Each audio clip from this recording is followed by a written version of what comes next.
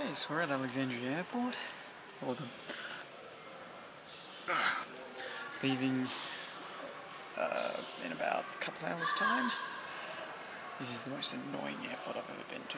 Can't even enter the building until check-in. Check-in wasn't for a couple hours, so I had to wait outside. 4 different securities, bag got checked, just a bit of everything right now. So I'm off to Jordan, gonna be in Amman for a couple of days, first place to start. And then we'll make our way south from there. I think that'll be my last stop for this time around, I reckon. It'll be Jordan. Everything going to plan. But after this airport experience, I'll be happy to give airports a bit of a break for a few months. Oh, it's quite a busy, oversized airport. So we're now in Amman. I need to find my bag, which I think is over there, and then make my way to the city. Take about an hour though, unfortunately, so we'll see how we go. So I'm now in Amman, Georgia, and it appears to be built in a valley, which is intense. Yesterday was probably one of the most roughest days I've had. So many things went wrong, from losing money to not being able to get to the airport, to security, to taxis, just everything. But on the bright side, people here seem to be very, very nice, so it's a bonus for me. But now that that's all sorted, I'm going to see what this hodgepodge of hills around Amman has to offer. I also have to add, after a month being in Egypt, the shower I just had, it's the best freaking shower I've ever had. Like, no joke. I feel so much better. You have no idea. It's got a bit of a layout like La Paz, sort of on the sides of valleys and cliffs. Or La Paz is in a hole. This one here seems to be more in a valley. So right in the distance up there, there's some Roman ruins, and of course, naturally has to be a stop. I'm already predicting getting around this city the way that I do with the the walking. This is going to be rough. Especially considering how I appear to be staying in one of the higher spots. Well. I need to get that, lose some of that Alexandria holiday weight. Freaking calm. It's great. Oh wow. Easy as you like. Better than the hustle bustle of Cairo, eh? I had this sugarcane and coconut milk stuff back in Egypt, and holy crap, it was good. Found this place just down the road that has the exact same stuff, so it's not quite as sweet as the one in Egypt, but it does the job. It's quite nice. Recommended. Honestly, the further I walk, the larger Amman gets. I need to check up how big the actual city is, but it's spread out quite a bit. So just behind those trees, it goes back a good 10 k's at least. And you can see the large Jordan flag at the back there. That's not quite waving, but wow. It's a rugged city, but it's a beautiful city. Something about it. Now approaching the Amman Citadel. So this is basically located in the middle of the city. I think it's just one of the main hills that overlooks everything. It's got a combination of Roman as well as I think the Caliphate period as well. Muslim conquests of the region in early sort of 6th, 7th century AD. So we'll go up there and we'll have a good look. This really gives you a scope of how big this place is. See it all the way in the distance there, all the way in the distance over there. This is, oh wow, just the area it's built. It does give me vibes of La Paz, just not a whole. The history of Amman's, this citadel, goes back a long way. It starts 7,000, well about 7,000 years ago, 5,500 BC, where it was first evidenced here. And you've got several periods that they went through, Roman, Byzantine, before the Muslim conquests and the caliphates of the period of the region. That basically all started when the Byzantines were gone. until, you know, the British came, because British always seems to come in the end.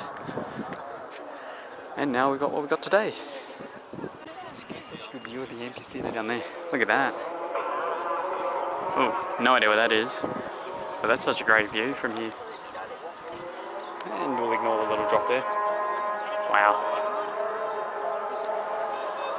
Yeah, so each region here is actually dated for a particular time period. That's pretty well done.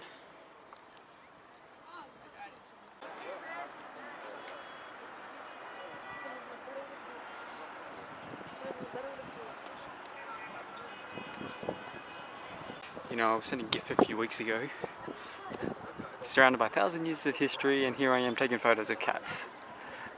And that's incredibly accurate. Oh, just look at this. It's just chilling. Here's the Temple of Hercules. I believe they found a statue of him inside, which is why they've realised that that's what it was originally. I always thought he was solely Greek god, but no, this was built by the Romans, so apparently there is some connections there that I suppose shouldn't be too surprising. No, man, this is really showing the remarkable reach that the Romans made. As you would have seen, I've seen Roman ruins in Rome, I've seen Roman ruins in, you know, the Balkans.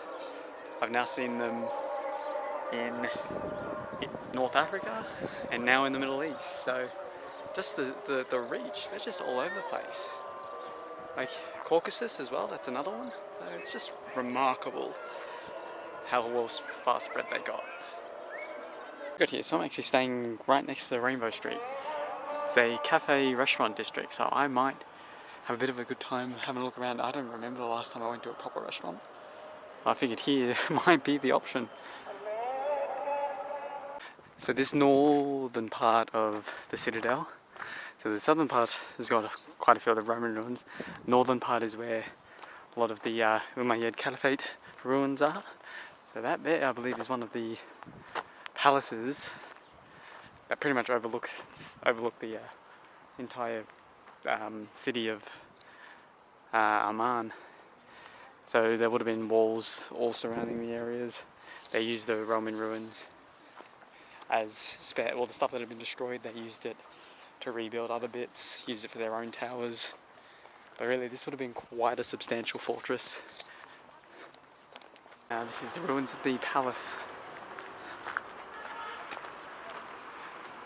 This seems pretty fair forward, available to go anywhere. Figured probably not a great idea to go up there. You still got pretty much the foundations and clear entrance rooms, all split. There you go, it says right there, so it's 60 meters wide, 30 meters long. Damn! That's about 3 or 4 tennis courts. I use the tennis courts as measurements because that's how I know the size of the one on the Australian Parliament. It's 1 tennis court. Yeah, so slightly rebuilt, but I believe this is the mosque of the Umayyad Caliphate. Oh, you can see the wear and tear. But you can also see that the roof out here has been rebuilt. Might be a bit loud with some people. That's definitely not 1400 years old. Here's pretty much the highest point of the citadel. So from here, we've got a pretty good 360-degree view of everything. All the way around there. You just see how far it stretches in the distance, oh my god. We've got the Hercules temple there, museum, courtyard, and the mosque. I spent a good few hours here. Such a mix of historical significances here, from the Romans to the Islamic conquests. So I think my next stop is going to be to head back down there to the amphitheatre And then from there, I can loop back around that way to the Rainbow Street to have a bit of a look out for some food, I think. Oh.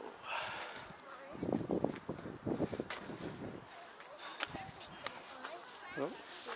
No, thank you. The best part about this place is the view more than anything. You can just see such a spectacular view of the whole city. So I've got a combination of Tbilisi and La Paz, I think. Not quite as colourful as La Paz, but definitely looks a bit more expensive.